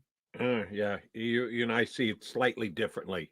I agree that there are two different views. There's the immediacy view, and then there's the big picture. Big picture, you can still make the argument Howie Roseman's the best general manager in the National Football League because of his body of work, because what he's done since he took that position, got it back. They ran Chip Kelly out of town. If you look at it from that view, he's good as anybody. He might be numero uno. You narrow focus in from the day after they lost the Super Bowl to today. Not great, Howie. Sorry. You did not top one. He's not numero uno.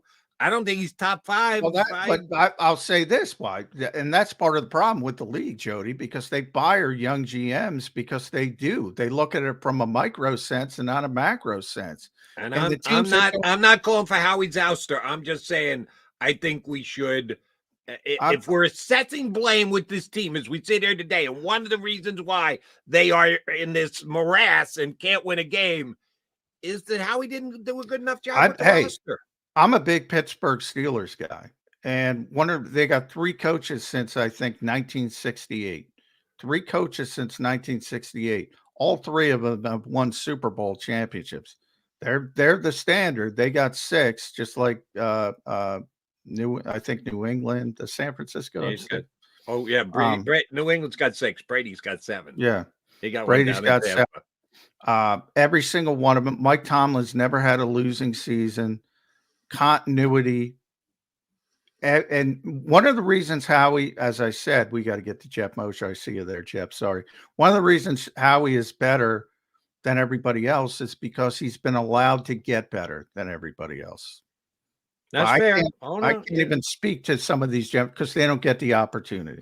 That's very true. The only thing I'm saying, and I'm not going for, like people are calling for Nick Sirianni's head on a pike. I am surely not doing that with Howie Roseman because his track record is what it is, and it's pretty damn good. I'm just saying, I think if we're going to run Sirianni out of town, we have to at least acknowledge that he wasn't given a full deck. This roster is better not deck than most people. And by the way, I'm not running Sirianni. I'm not firing Sirianni. I'm not running Sirianni. But he's still got a better deck than most coaches in this league. Still got a better deck. Well, and he's going to finish 11-5, or 12-5, which is not too shabby. It's only a couple of games off what he was last year.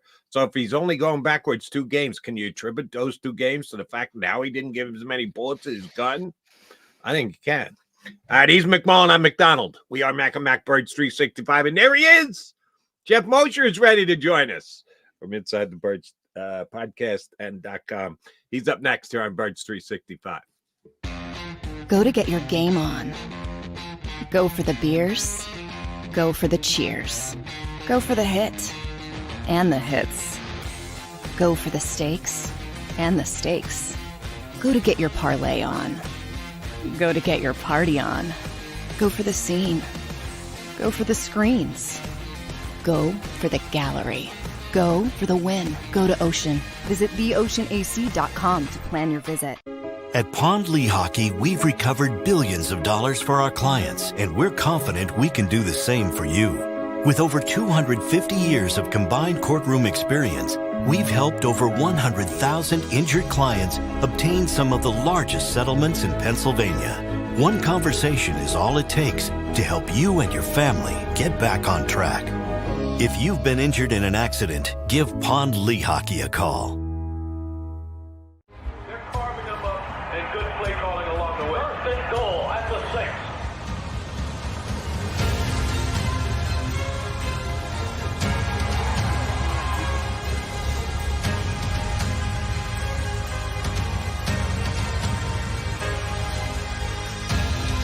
On the field of life, First Trust Bank is there for you. Champions on 3. 1, 2, 3. Because Philadelphia dreams deserve a Philadelphia bank.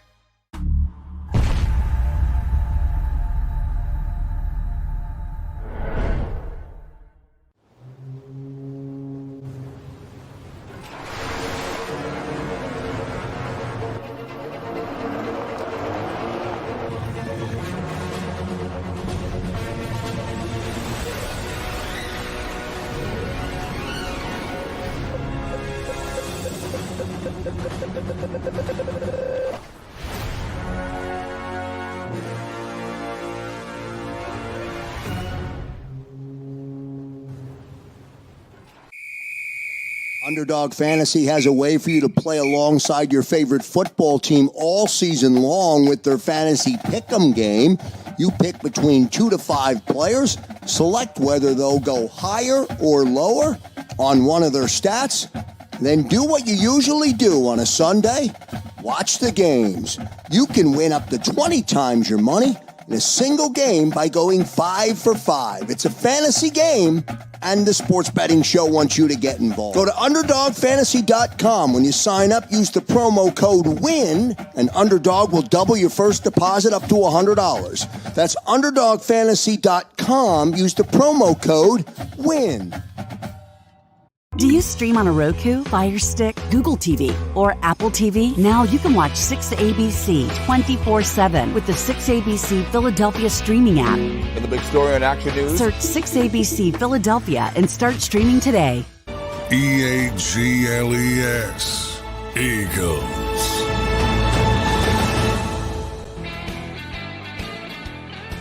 Mac here with you on Birds 365. That's Jeff Mosher from InsideTheBirds.com, the podcast, outstanding website. Eagle fans, I'm sure you all know about it. Check it out as well. You should.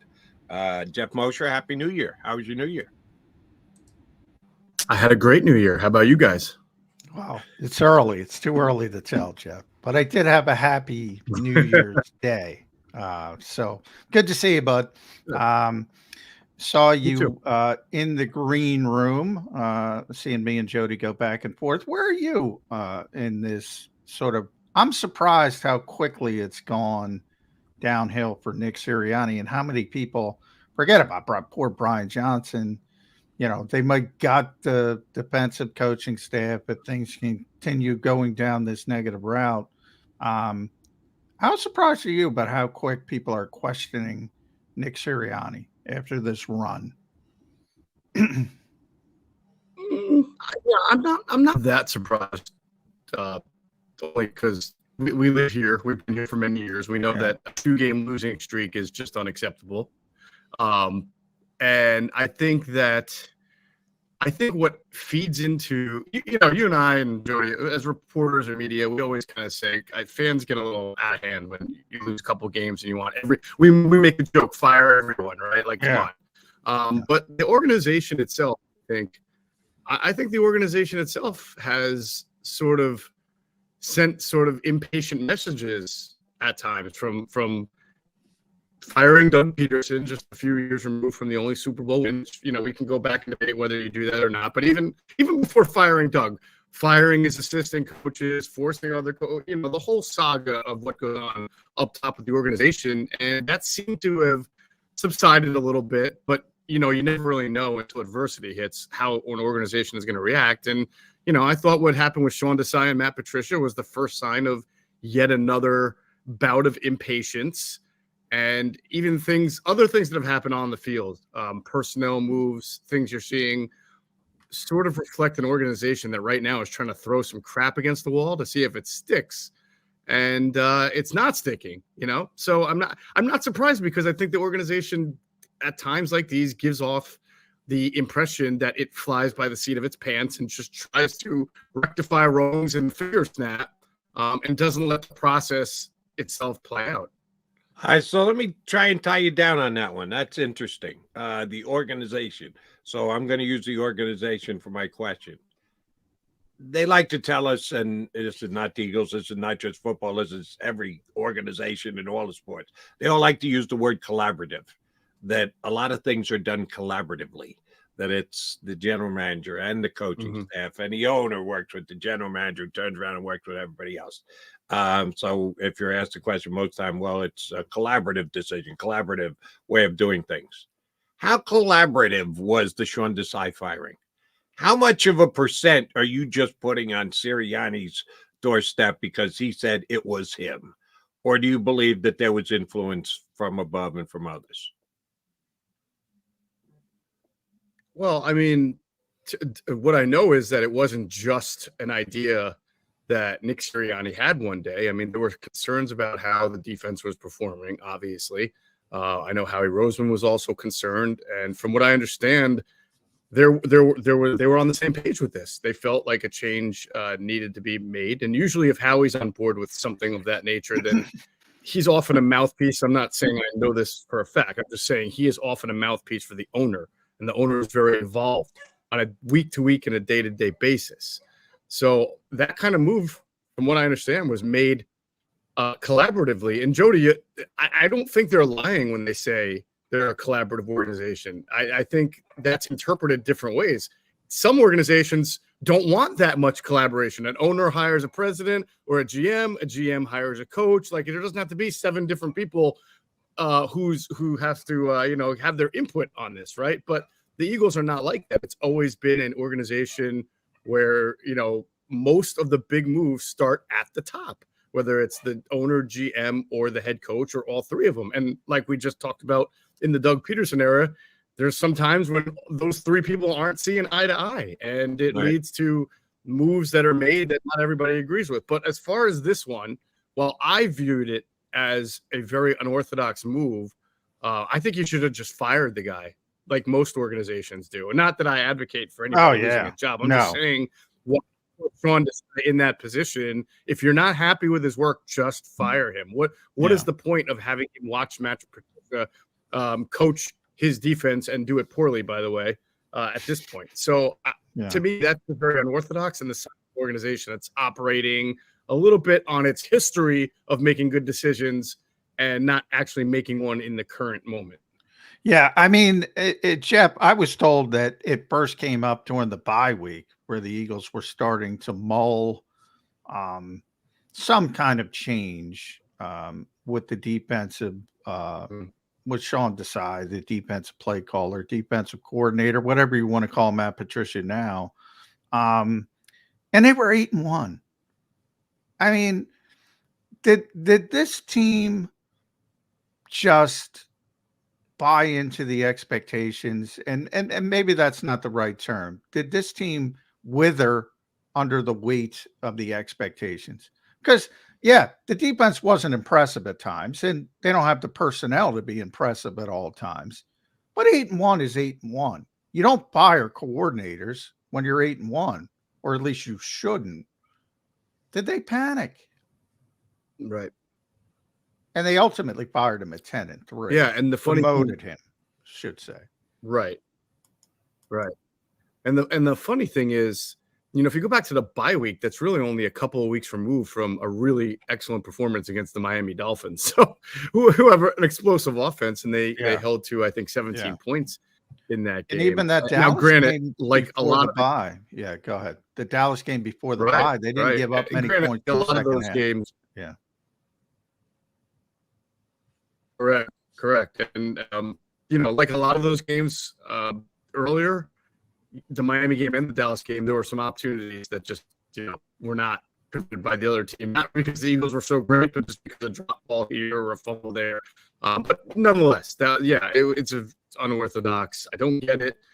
I don't understand what they're doing with the defense now. I mean, obviously with Matt Patricia, they're blitzing even less, which means you're relying on a front four to get there, but the front four hasn't been getting there. So you look at that Cardinals game. I mean, got corners playing off on 3rd and 5 and 3rd and 7, just basically allowing Kyler Murray to play pitch and catch.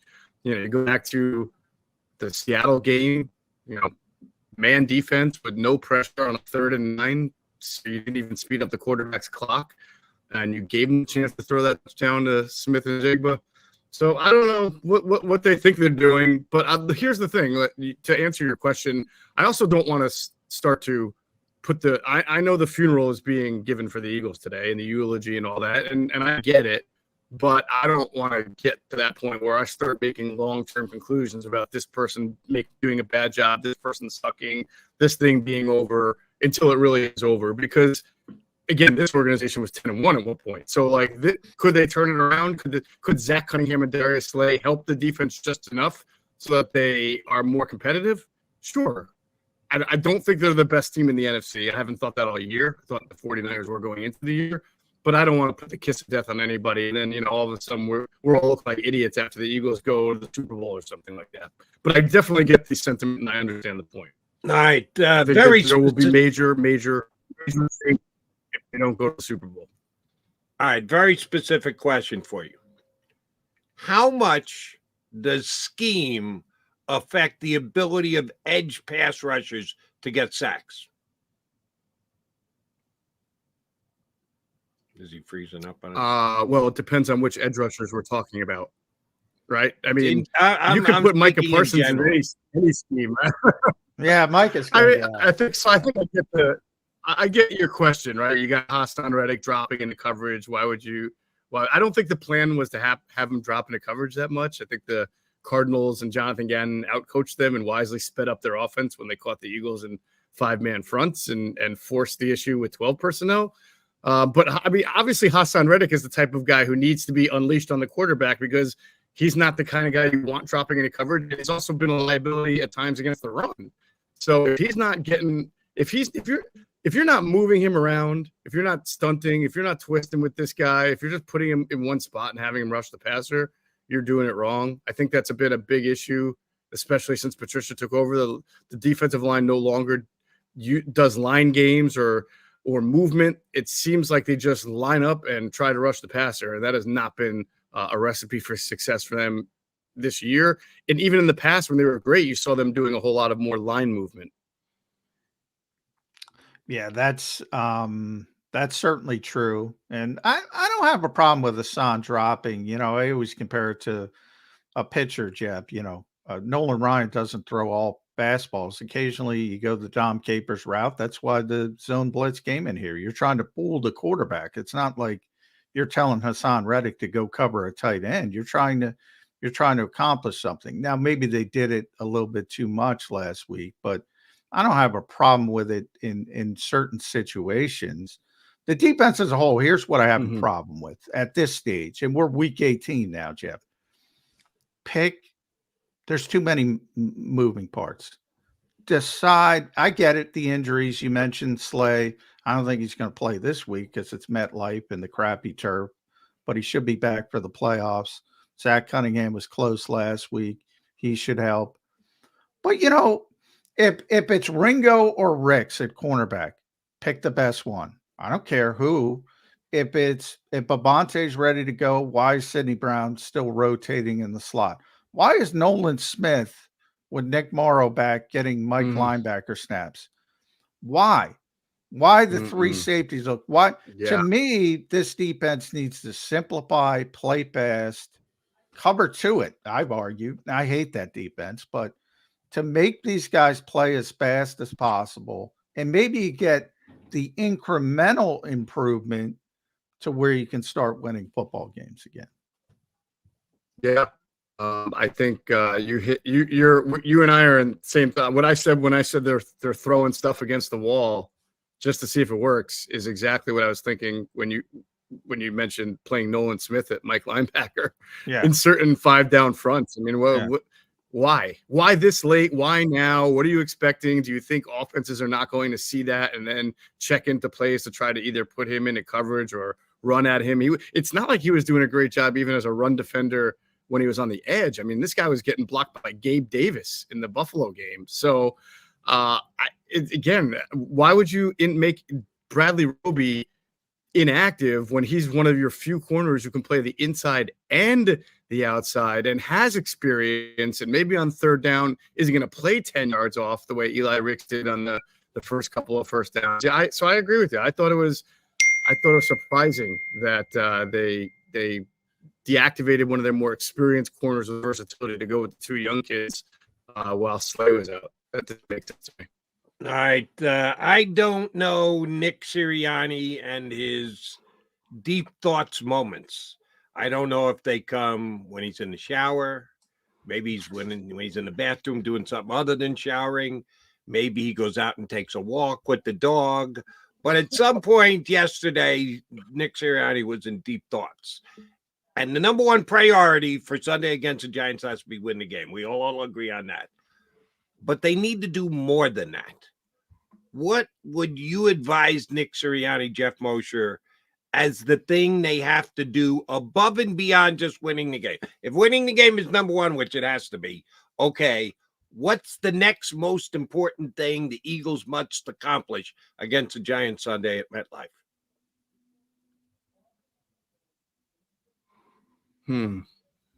That's a great question. I don't know. Getting Big Dom back on the sideline? That's not gonna happen. That's not gonna happen. I think Superman. I think that's the kryptonite. Yeah, that happened. Yeah. Oh man, got one more. That's a great question. Turnovers, Jody. I know that wasn't maybe the biggest issue against the Cardinals, right? But it's been their biggest issue this year offensively.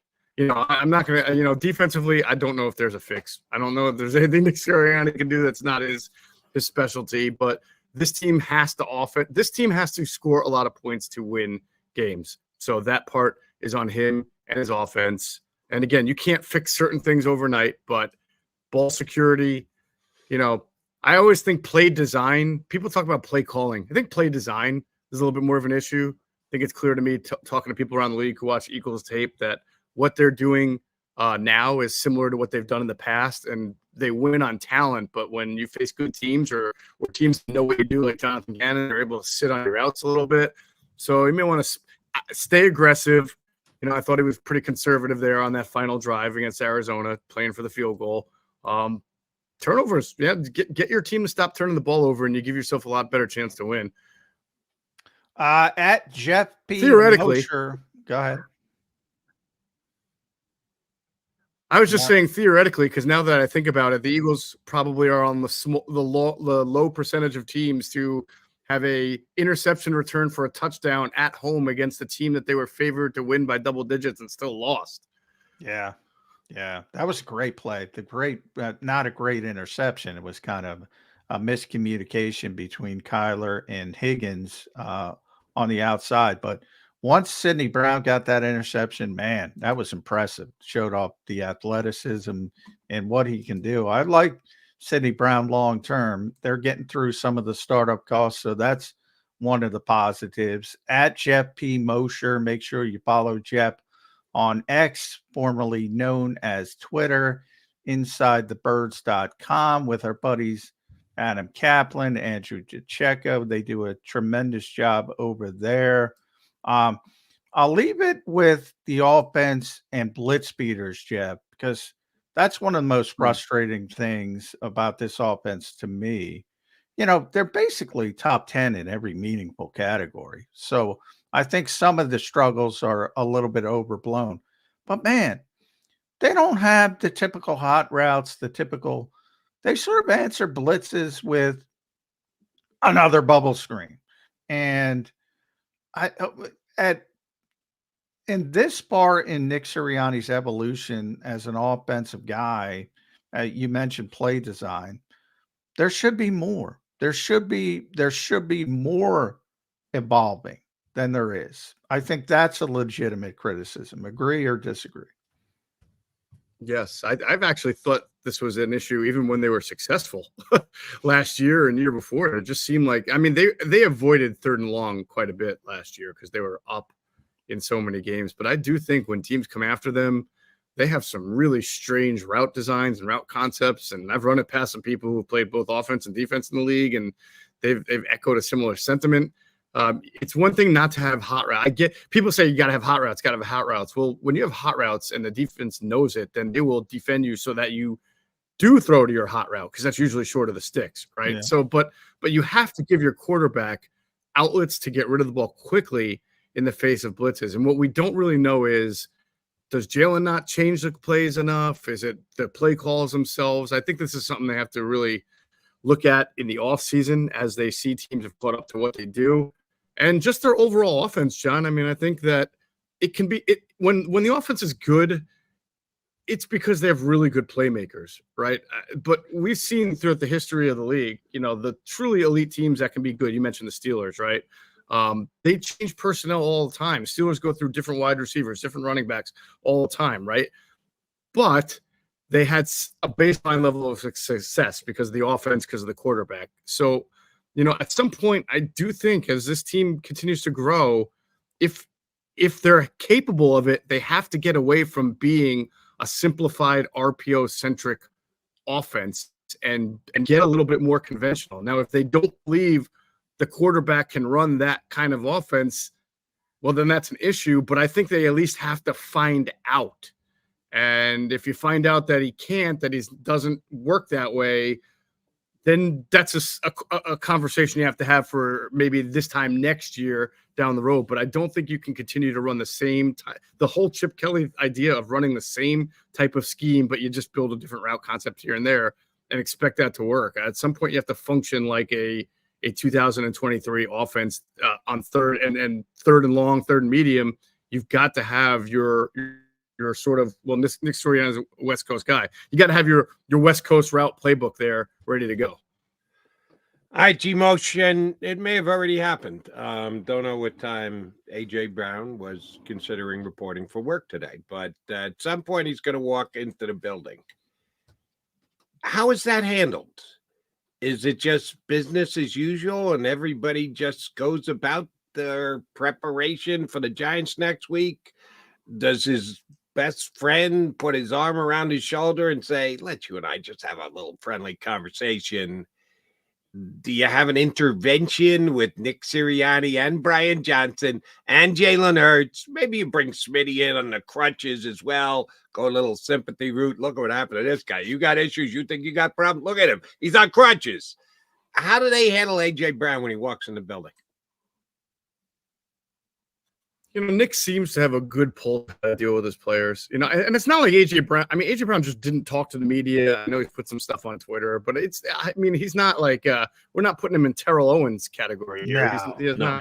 I don't think he has exhibited the type of behavior that you have to call him into the office and admonish him.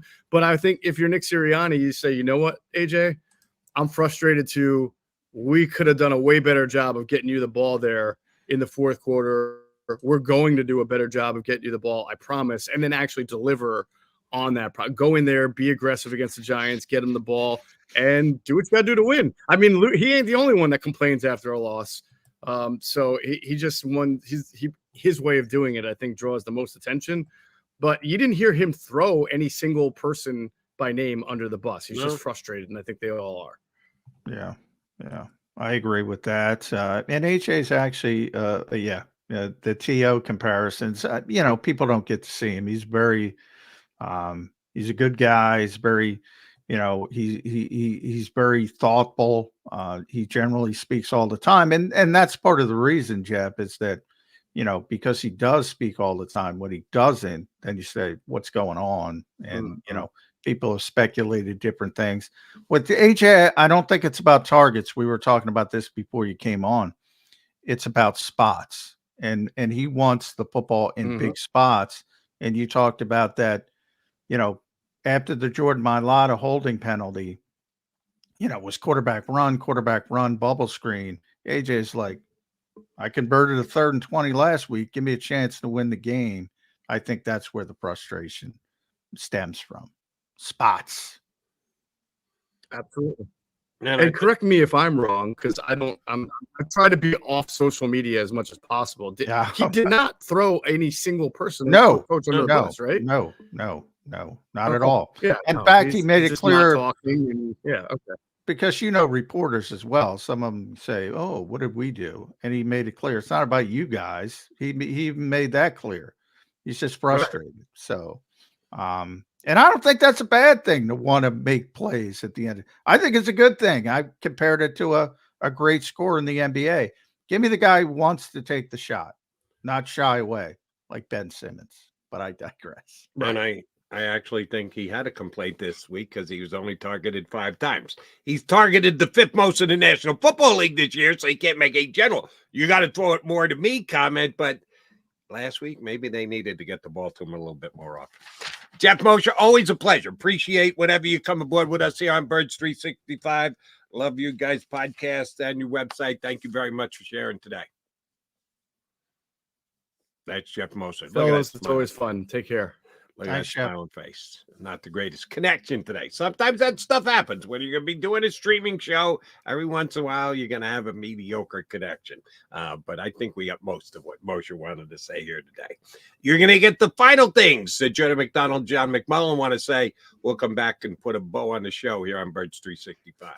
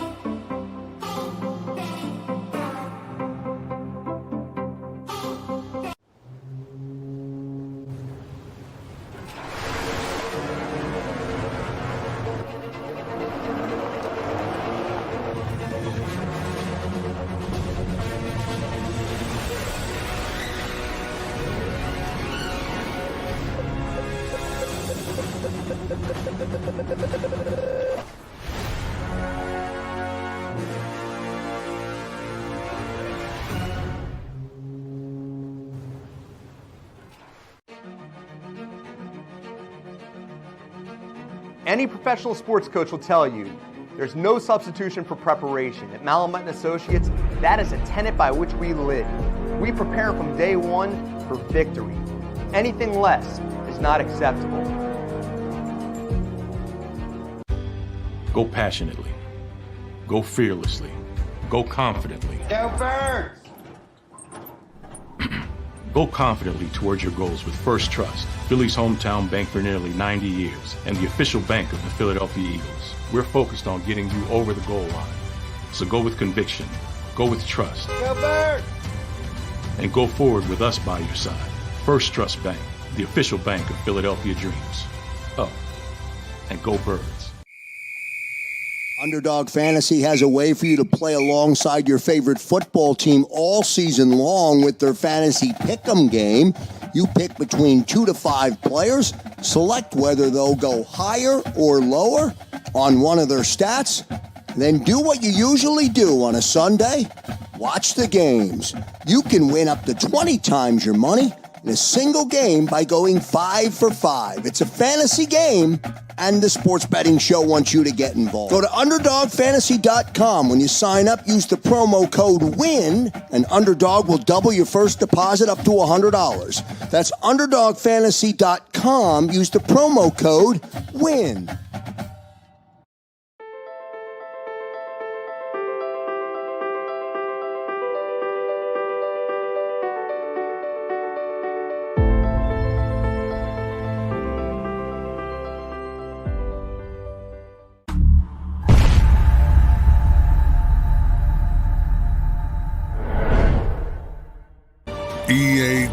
EAGLES, Eagles.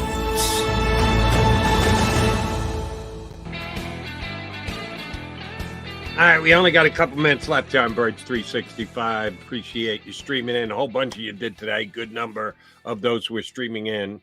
Misery loves company, apparently. Do us a favor, hit the like button on your way out the door today. If you liked Jeff Mosher, Rob Kuestner was on with us earlier, or Zander, John, and nobody likes me. I'm just full of fake takes. But I do want to give credit to one of our streamers today.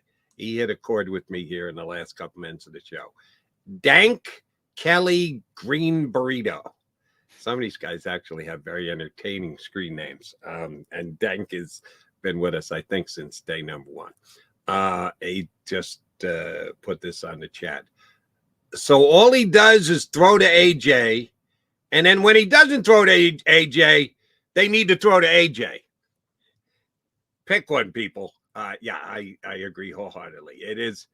It's a balancing act, and the offensive coordinator is trying to get it, and Nick's offense, since it's his offense, he's trying to get it, and AJ's wants his number, and then Jalen knows he's got to throw it to AJ, but doesn't want to throw it to AJ too much, because if he does, everybody's going to question you. Just throw it to him because he's your best buddy. Why the hell don't you throw it to Goddard more? It's a borderline no-win situation.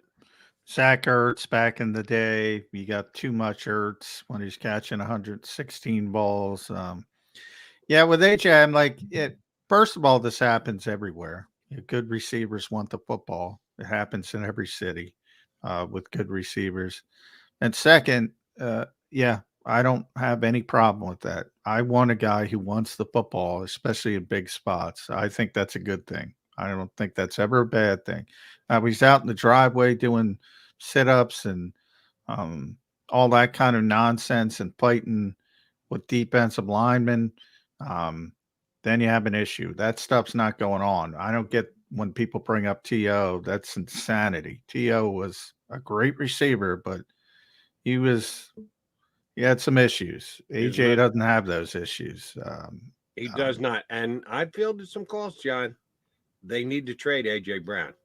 And while I was, you remember when this team didn't have a receiver who could get the 500 yards? Right, back-to-back seasons.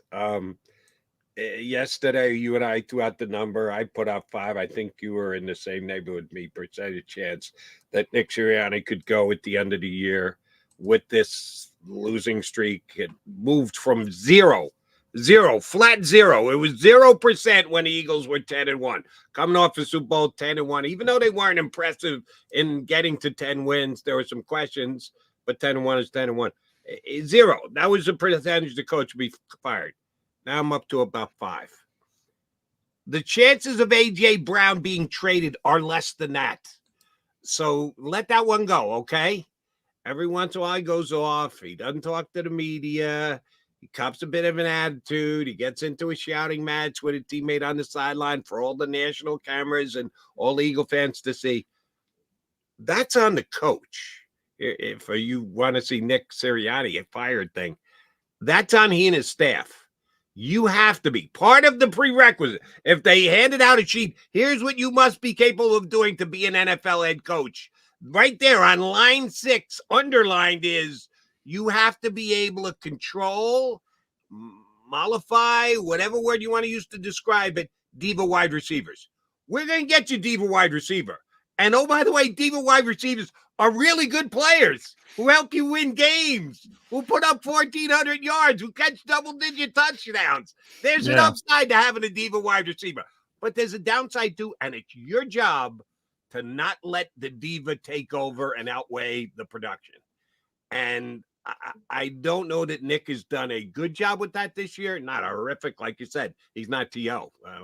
We have a comparison right here in Philadelphia. He's not that.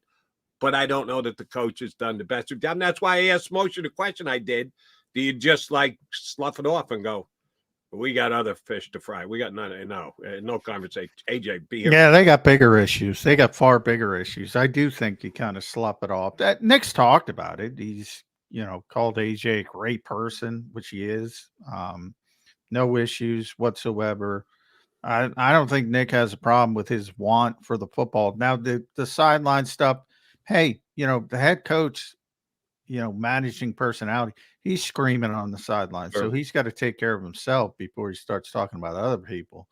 But, and that's maybe part of the problem.